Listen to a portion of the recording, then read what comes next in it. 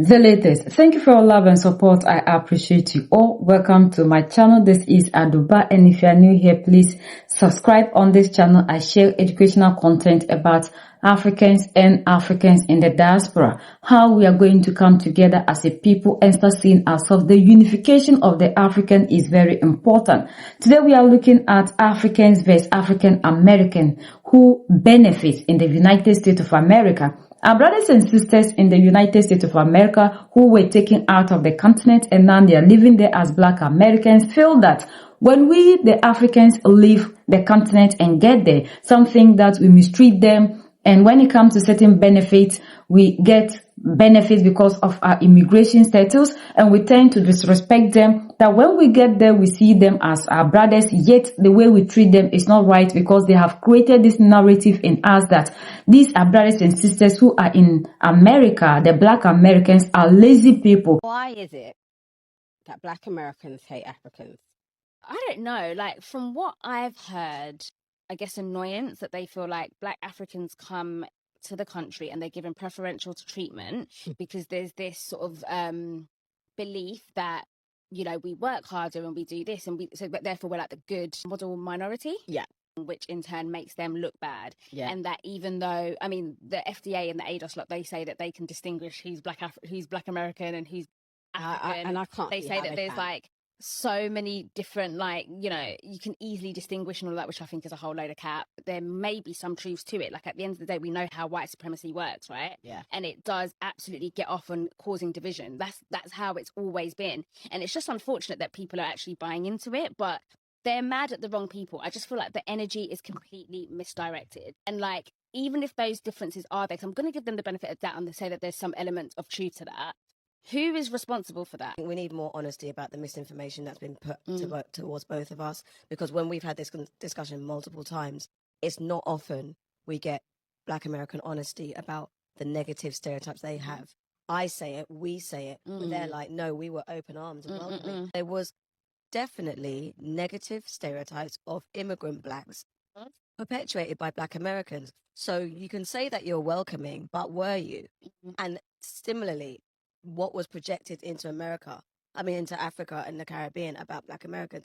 Just be really honest about the propaganda that happened, and then we can get to honest dialogue. So there's a conversation that keeps popping up online, and it always sounds the same. Africans come to America, get degrees, become doctors, engineers, and lawyers. They build businesses, they buy homes, they hustle. And then somebody says, why can't African Americans do the same thing? You all have been here all this time. You've had grants, loans, scholarships, opportunities. What are you doing? And then the other side fires back and says, hold on, immigrants get opportunities we don't get. The system treats them differently. And just like that, we're in a fight. But before we pick sides, let's slow this down a bit, because there are facts here. And then there are some assumptions as well. So, first fact, many African immigrants in the United States are highly educated. Nigerians, Ghanaians, Kenyans. Consensus data shows some of the highest degree attainment rates in the country. That's real. But what doesn't quite get said out loud, immigration, at least to the US, is very selective. You don't randomly show up in America on a student visa or a skilled worker visa. You qualify. You're vetted. You often already have an education, English proficiency,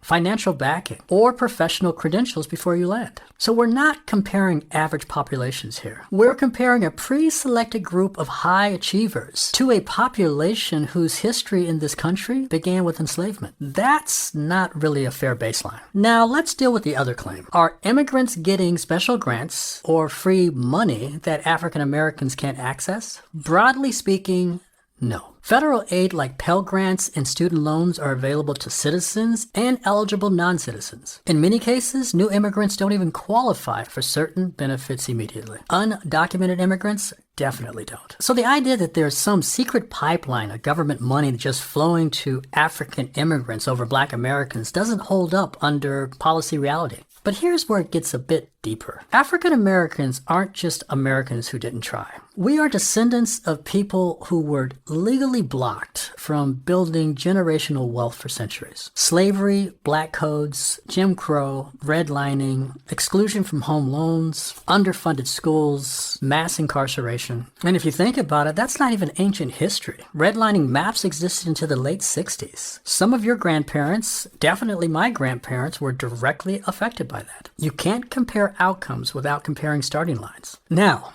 here is the uncomfortable truth on the other side. Some African immigrant communities placed extreme emphasis on professional careers. Doctor, engineer, lawyer, nurse. Failure is not an option. The cultural pressures produce results, but culture doesn't form in a vacuum.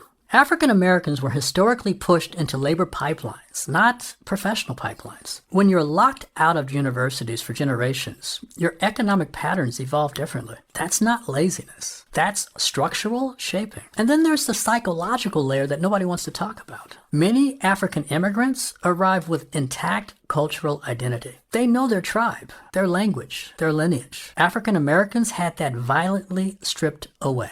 That identity disruption truly matters. Confidence, community cohesion, social networks, those things compound over time. Now here's the part that truly bothers me personally. Once you're in America, the police officer doesn't ask if you're from Ghana or Chicago before making assumptions. The broader society doesn't distinguish as much as we do. So while we're arguing about who works harder, we're both navigating the same racial perception system. And if you ask me, that's where the real questions live. Why are we even fighting each other over who deserves more credit? Instead of asking why two groups with shared ancestry were shaped so differently by history and policy. Because here's what I see. Immigration selection bias plus American racial history equals a comparison that was never built to be fair in the first place. And when that comparison gets weaponized, it becomes a political tool. One group made it, so systemic racism must not be true. That argument sounds clean, but it ignores centuries of accumulated disadvantage. At the same time, we also can't ignore agency, discipline, education, cultural expectations. Those matter too. This isn't about making excuses. It's about understanding context.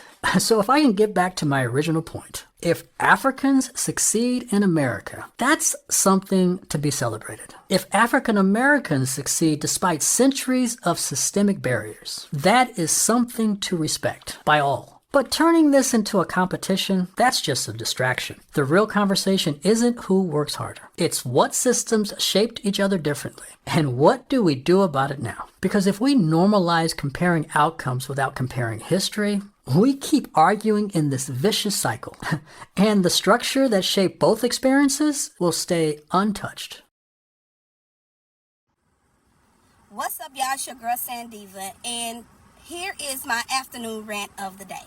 Now, I've been seeing this FBA, which is Foundational Black Americans versus African debacle debate. It's a lot going on right now.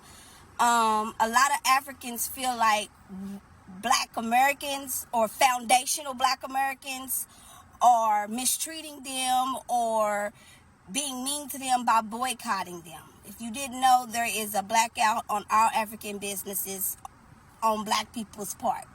Foundational Black Americans part. I know, just stick with me. White people, if you confused, keep it moving. For the rest of you ninjas, y'all listen, okay? The Africans is mad because we chose to boycott them because of how they treat us with the lack of respect that they do. They don't respect us. They always say that when they come over here, they already think we're lazy, poor, and broke, and we don't have no work ethic and no culture and all of this, that, and the third. So when they come over here, they already got a chip on their shoulder. They already got an attitude problem, okay? So we Black Americans, the foundational Black Americans, know that shit's not nowhere near the truth. We work hard every day. That's nowhere near the truth. So not only are the Arabs eating off of us, the Chinese eating off of us, the white folk been eating off of us. The Africans come over here with an attitude and eat off of us. When you get over here and say, oh, my brother, we stick together, but you don't stick together. You open up a business because the government allows it, because of your immigrant status, and they don't give us the same luxury that they give y'all. It's so much to unpack here. But what I got to say about the foundational Black Americans versus the Africans. Africans, y'all brought it on y'allself. And this is just the beginning. Arabs, get ready. Chinese, get ready. Mexicans, get ready. White folk, get ready. See, we gonna start where we know the problem is with the Africans. We know they mistreating us like a mug with these raggedy braids, talking about us, and then want to act like us. It's crazy work. So, this is a wake-up call, and I'm so glad the Black people is waking up. We are waking up slowly but surely, but what we got to do next, y'all, is start shopping with each other by any means necessary. I'm talking about toilet paper, diapers, lotion, soap, everything. Purposely go out and seek that person who is selling that stuff and get it from a Black person, because our dollars make this MF go around. And I'm just so passionate right now because I can't believe the Africans got nerve and audacity. It's crazy work. They've been over disrespecting us since they got here. Anyway, y'all, it's me. That's my... And for that matter, when you get there, instead of you to see them as your own and try to work things out with them, we rather tend to buy into the narrative of the oppressor. And then when we also move down here, they say that Africans here are poor. They also have things that they have said concerning us to our brothers and sisters. But either way, we need to see that this thing is a propaganda they are creating to divide you, the African. And the most important thing is we need to start seeing ourselves as one people. The unification of the African is what these people do not want, and that is the reason to which they keep on creating these narratives. So if we are Africans and we are still dividing ourselves instead of channel the energy to the right people, then we are doing ourselves wrong. We are not doing anything good to ourselves. This is the time for us all to wake up from all this sleep. We have been sleeping for a very long time. They associate them with all manner of things. In the same way, when you also get there, we have things that they also have concerning us as Black people from Africa. So these people are making sure that you, the African, never see yourselves as one people who are responsible for all this mess. Even if our brothers and sisters are lazy, they are not doing anything in the United States of America. Who is creating the system to make sure that our brothers and sisters, Black Americans, who we know were the ones who fought and built the America that we see today, who are the ones responsible for making them lazy? We have seen that when you get there, those of us who have the chance to be there, and we those who are here, we also read, we try to know what is actually happening for us to understand ourselves, so together we can continue to live as brothers and sisters. And we have come to realize that this is a mission.